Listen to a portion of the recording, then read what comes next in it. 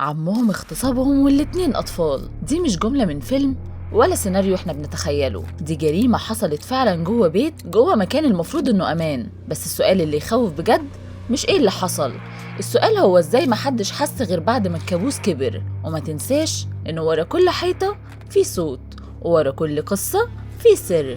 أنا رحمة السروجي وده بودكاست ورا الحيطة. اقفل النور والبس السماعات وخليني أخدك في رحلة ورا الحيطة.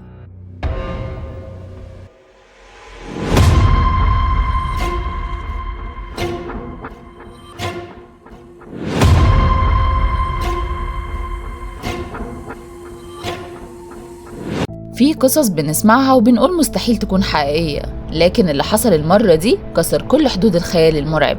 احنا مش قدام جريمة عادية، احنا قدام زلزال ضرب أقدس رابطة في الدنيا، وهي رابطة الدم. لما يكون اللي المفروض يحميك هو اللي بياكلك، يبقى احنا في زمن محتاجين فيه نقف ونراجع كل حساباتنا.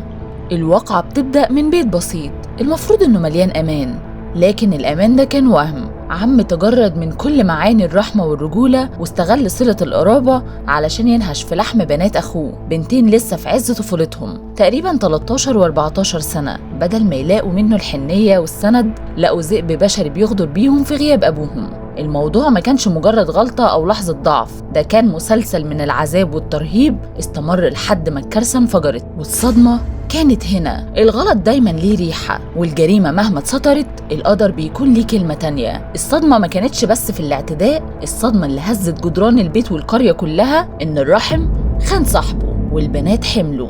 أيوة، طفلتين في إعدادي شايلين في أحشائهم عار جه من الشخص اللي المفروض يكون حاميهم. هنا المأساة وصلت لذروتها. إزاي طفلة لسه بتلعب وبتستمتع بطفولتها تلاقي نفسها بتواجه حقيقة إنها حامل؟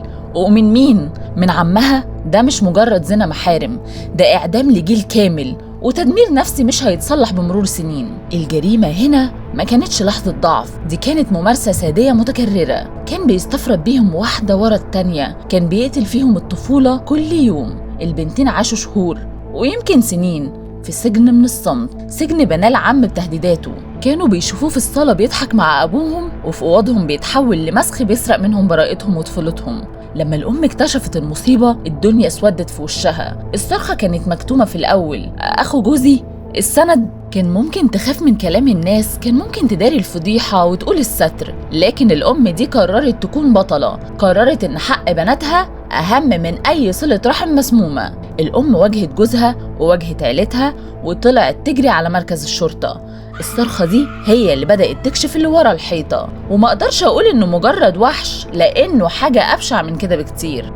البلاغ اتقدم والطب الشرعي أكد الكارثة، والتحقيقات كشفت إننا قدام مجرم محترف في كسر القلوب. إيه اللي يخلي إنسان يوصل للمرحلة دي؟ هل هو مرض نفسي ولا هو شر أصيل؟ المحللين بيقولوا إن الشخص ده كان بيستمد قوته من ضعفهم ومن ثقة أخوه. هو عارف إن الثقة دي هي غطاه، دي الخيانة العظمى في قانون البشر، إنك تستغل طفلة بتثق فيك علشان تشبع غريزتك. ده قمة الانحطاط. الحلقة دي مش بس بحكي فيها مجرد قصة، دي حلقة معمولة مخصوص علشان تصرخ في وش كل واحد بيسيب ولاده لثقة عمياء، والأمان ملوش كبير. دلوقتي الوحش ورا القضبان، والنيابة العامة برئاسة النائب العام أمرت بحظر النشر في تفاصيل القضية لحماية ما تبقى من كرامة الأطفال دي.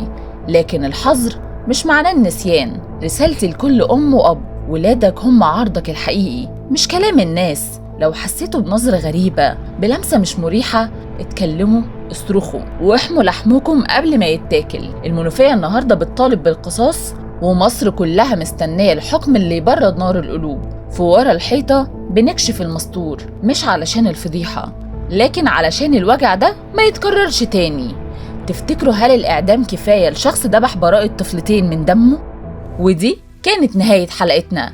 لو عجبتكم الحلقة ما تنسوش تعملوا لايك وتشتركوا في القناة علشان يوصل لكم كل صرخة جديدة من ورا الحيطة. أنا رحمة السروجي وده بودكاست ورا الحيطة.